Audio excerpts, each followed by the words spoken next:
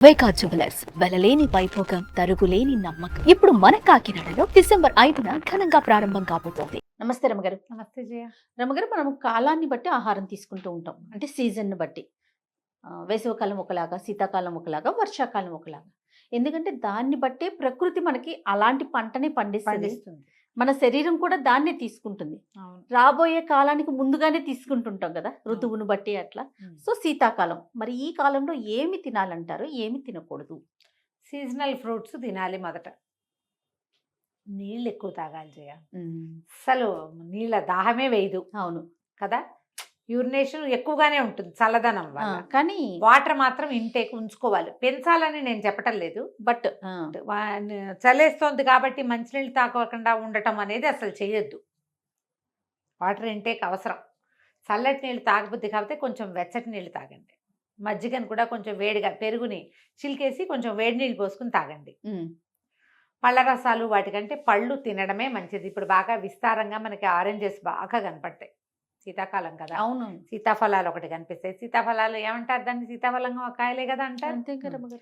సీతాఫలాలు బాగా కనిపిస్తాయి, అవి తినండి. ఇంకో పేరు ఉంటుంది వాటికి. కాదు, ఏమైనా పల్లెటూళ్ళలో వేరే పేరు ఉంటుందేమోనని. ఓకే, నాకైతే సీతాఫలం అని సీతాఫలమే తెలుసు. కదా. సీతాఫలాలు తినచ్చు. అయితే ఏ పళ్ళనైనా రాత్రిపూట బెడ్ టైంలో తినకపోవటం మంచిది. కరెక్ట్ అండి. బెడ్ టైంలో తినద్దు. పిల్లలు కూడా రాత్రిపూట 11 గంటలకి 10ంటికి ఆకలి అంటే ఏదైనా వేడిగా పెట్టడానికి ట్రై చేయండి. అట్లీస్ట్ ఒక వేడిగా వాటర్ అయినా సరే కానీ. కానీ సీతాఫలము, ఈ కమలాలు, ఆరెంజెస్ లాంటివి అలాంటివి పెట్టద్దు. ఇప్పటిదాకా మీకు కొబ్బరి నీళ్ళు తీసుకునే అలవాటు ఉంటే కొంచెం కొబ్బరి నీళ్ళు తగ్గించండి. ఈ సీజన్లో కొబ్బరి నీళ్ళు తక్కువ తీసుకుని కొబ్బరి తినచ్చు. ఓకే, కొబ్బరి తినచ్చు. సీజనల్ ఫ్రూట్స్ అన్నీ ధారాళంగా విస్తారంగా తీసుకోండి. ఏ ఫ్రూట్ అయినా బిఫోర్ 7 అని పెట్టుకుంటే మంచిది. ఈవినింగ్ 7 లోపలే ఏ ఫ్రూట్స్ అయినా తినచ్చు. మజ్జిగ పరిస్థితి ఏంటి రమ్మగారు? మజ్జిగ తీసుకోవచ్చు? మజ్జిగ కూడా జయ మంచిది కాదు. ఈ జలుబు ఎక్కువ, జలుబుని పెంచుతుంది, చల్లదనం కదా. అవునవును. అందుకని ముందే తీసుకోవాలి. ఒకవేళ టిఫిన్ చేసి మజ్జిగ తీసుకునే అలవాటు ఉన్న వాళ్ళు కొంచెం గోరువెచ్చటి మజ్జిగ తీసుకుంటే మంచిది. వెచ్చటి మజ్జిగ చేసుకునే విధానం ఒకటి చెప్పాము. అవునవును. మజ్జిగలో కలుపుకునే పొడి కూడా మన ఛానల్లో ఉన్నాయి, కావాలంటే ట్రై చేయండి, అది కూడా బాగుంటుంది. సింపుల్ గా చెప్తాను చూడు. కొంచెం కరివేపాకు, తర్వాత ధనియాలు, జీలకర్ర, కొన్ని మిరియాలు, మీకు నచ్చితే వాము కూడా లైట్గా వేయించండి. వేయించేసి మెత్తటి పొడి కొట్టి పెట్టుకోండి. ఆ పొడిని పెరుగులో వేసి చిలికేసి గోరువెచ్చటి నీళ్లు పోసుకుని తాగితే మహా బాగుంటుంది రుచిగా. ఓకే, సాల్ట్ వేసుకోండి మీ రుచిని అనుసరించి, నిమ్మకాయ ఎక్కర్లేదు. ఇలా బాగుంటుంది. కరివేపాకు, ఫ్రెష్ కరివేపాకు కొంచెం ఇట్లా చిదిపి కనుక వేస్తే ఒక 5 నిమిషాల్లో వాసన పట్టేస్తుంది, అది బాగుంటుంది, తాగొచ్చు. అయితే ఆహార పదార్థాలు ఏవైనా సరే వేడిగా తినడానికి ట్రై చేయండి. పొద్దునుండినవి సాయంత్రానికి తినద్దు. ఎందుకంటే వాతావరణం అంతా శైత్యమే, చల్లదనమే ఉంటుంది. రాత్రిళ్ళు మరీ చల్లగా ఉంటుంది. ఈ పొద్దుటి పూట వండుకుని కూరలు అవి 2 పూటలకు సరిపడా వండేస్తారు.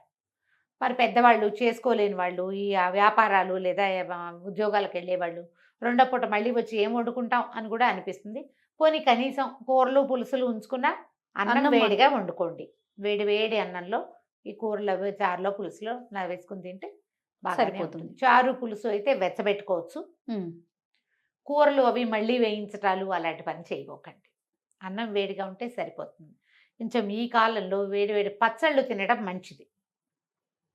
కొంచెం హాట్ వేడివేడి అన్నంలో ఈ ఉసిరావకాయలని, తర్వాత ఏమో ఉసిరికాయ పచ్చడి, బీరకాయ పచ్చడి చేసుకుంటాం కదా, సీజనల్ పచ్చళ్ళు చేస్తాం కదా, ఆ పచ్చడి వేసుకుని తింటే ఎక్కువ మంచిది. కారంగా తినడము, కాస్త ఆవకాయలు కలుపుకోవటము, అవి ఎక్కువ మంచిది. ఈ సీజన్కి అది మనకి ఒంటికి వేడిని పుట్టిస్తుంది అనమాట ఎంతో కొంత.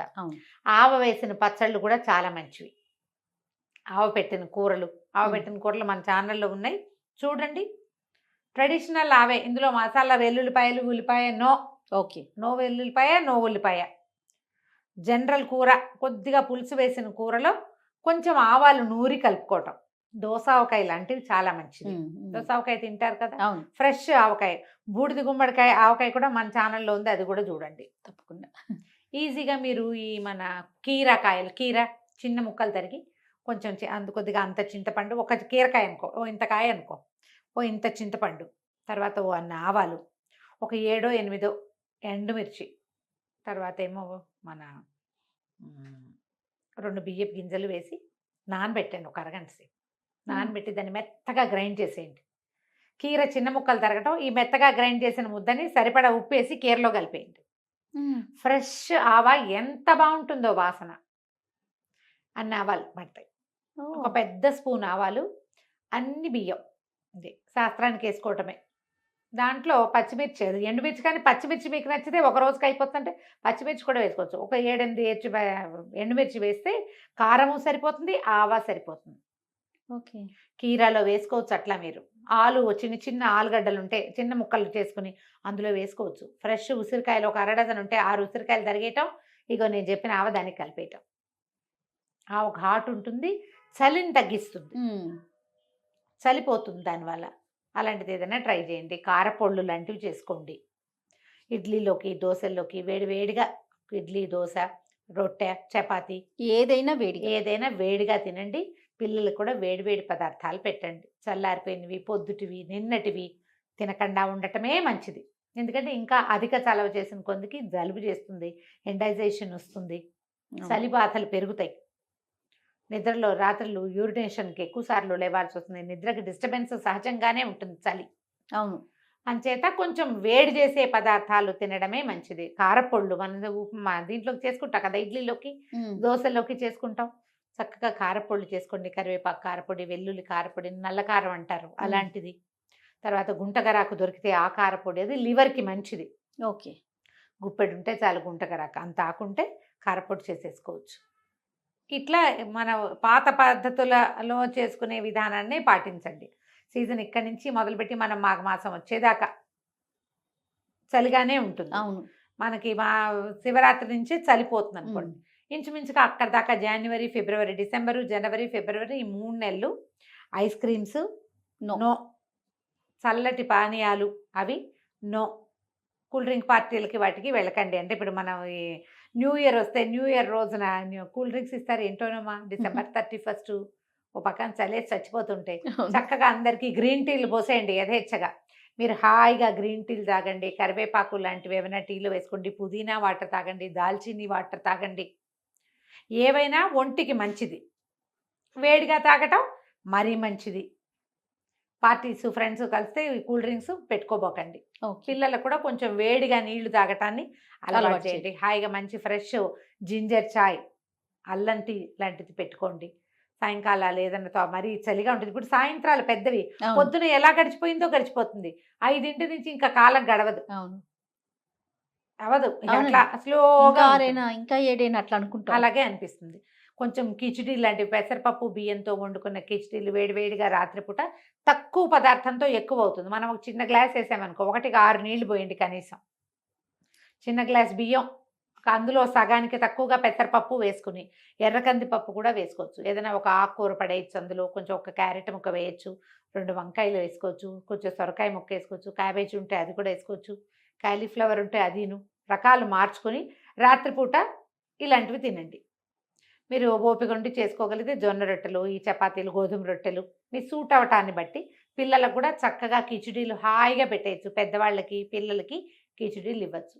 ఏమైనా జావలు తీసుకోవచ్చు, బియ్యపు రవ్వ జావ కానీ, రాగి మాల్ట లాంటిది కానీ, జొన్న రవ్వ జావ కానీ, ఏదైనా సరే జావలు తీసుకోవచ్చు. రాత్రిపూట వేడివేడిగా పెందరాళ్ళే పడుకోండి, వెచ్చని బట్టలు ధరించండి. పిల్లలు కూడా వెచ్చగా ఏమైనా వేయండి. రాత్రిళ్ళు పిల్లలు నిద్ర లేచేస్తుంటారు, పక్కలు తడిపేసుకుంటారు, నిద్రలేస్తారు. రాత్రిపూట పిల్లలకి పెరుగన్నం మానేయండి దాదాపుగా. పాలు అన్నం పెట్టండి. ఓకే. పెరుగు వల్ల కొంచెం యూరినేషన్ పెరుగుతుంది. మజ్జిగ పెరుగు ఇవ్వకుండా, ఒకవేళ ఏమైనా అలా ఇవ్వాల్సిందే పిల్లలు లేకపోతే తినరంటే పెందరాళ్ళు 7 గంటలకు పెట్టేసేయండి. పడుకునేటప్పుడు వెచ్చగా వంటికి ఒక స్వెట్టర్ వేసి, మీరు కూడా స్వెట్టర్ వేసుకుని పడుకోండి, మెలకు రాదు, గాఢమైన నిద్ర ఉంటుంది. పిల్లలు కూడా అలాగే వెచ్చటి బట్టలు వేసి పడుకోబెట్టండి. గదులు అవి వెచ్చగా ఉంచుకోండి. దోమలు ఉంటాయి, కాస్త చూసుకోండి. మనం జాగ్రత్తగా ఈ 2-3 నెలలు గడిపేసి, ఇది పెద్దవాళ్ళు ఉన్న ఇళ్లలో, ఏజ్డ్ పీపుల్ ఉన్నప్పుడు కానీ, చంటి పిల్లలు ఉన్నప్పుడు కానీ, బాలింతలు, గర్భవతులు ఉన్నప్పుడు కానీ కొంచెం ఇంట్లో దోమలు లేకుండా, ఇల్లు వెచ్చగా, తడిగా, పొడిగా, మాయిశ్చర్గా అట్లా ఉండకూడదు. అవన్నీ జబ్బుకి కారణం అవుతాయి. దాంతోపాటు మనం తినే ఆహారం కూడా అంత కాలానికి తగినది కాలేదనుకో, 2 కలిసి ఇంకా ఎక్కువైపోతాయి. ఓకే. సీజన్ చల్లగా ఉంది కాబట్టి మీరు వేడి పదార్థాలు, వేడి చేసే పదార్థాలు ఇవి తీసుకోండి. ఒకవేళ ఎక్కువగా ఆకుకూరలు తిని మీకు ఓవర్ హీట్ చేస్తే నేను చెప్పలేను, ఓవర్ హీట్ చేయకుండా చూసుకోండి. రైట్. హెల్తీ ఫుడ్ తీసుకోవటమే మంచిది. బయట తిన్నా కూడా మాక్సిమం సూపులు, సూప్స్ లాంటివి తీసుకోవటం, ఫ్రూట్ జ్యూస్ వదిలేసి సూప్ సూప్స్లోకి చేసుకోండి. వెళ్ళటం. మన దగ్గర 3-4 సూపులు చేసాం మన ఛానల్. అవునండి, ఆ 3-4 సూపులు ఫాలో అవ్వండి. మీకు ఇంకా బోల్డ్ అని సూపులు వస్తే చక్కగా చేసేసి. అవి చేసుకోండి. రైట్. హాయిగా రాగి సూప్ కూడా ఉంది మన ఛానల్లో, అవును. అది కూడా బాగుంటుంది. అలా కూడా చేసుకోవచ్చు. పిల్లలకి పెద్దవాళ్ళకి ఇవ్వచ్చు. సీజన్ బాగుండనప్పుడు బయట తినకుండా ఉండడం మంచిది. చాలా మంచిది. ఒకవేళ బయట తినాల్సే వచ్చి ఏదో ఫ్రెండ్స్తో వెళ్తామో లేదా మనమే బయటకు వెళ్తాం అవుటింగ్, ఏదో ఊరు వెళ్ళాలనుకుంటున్నాం, అక్కడ తింటాం కదా. తప్పు. సాధ్యమైనంత వేడివేడిగా ఉండే పదార్థాలు లాంటి చట్నీలు మానేయండి. బయట సాంబార్ తీసుకోవచ్చు, పర్వాలా కొంచెం మటుకు అవును. బెటర్. వేడివేగా ఉన్న పదార్థం తినడానికి ట్రై చేయండి. తప్పకుండా రమ్మగారు. నమస్తే. నమస్తే జయ.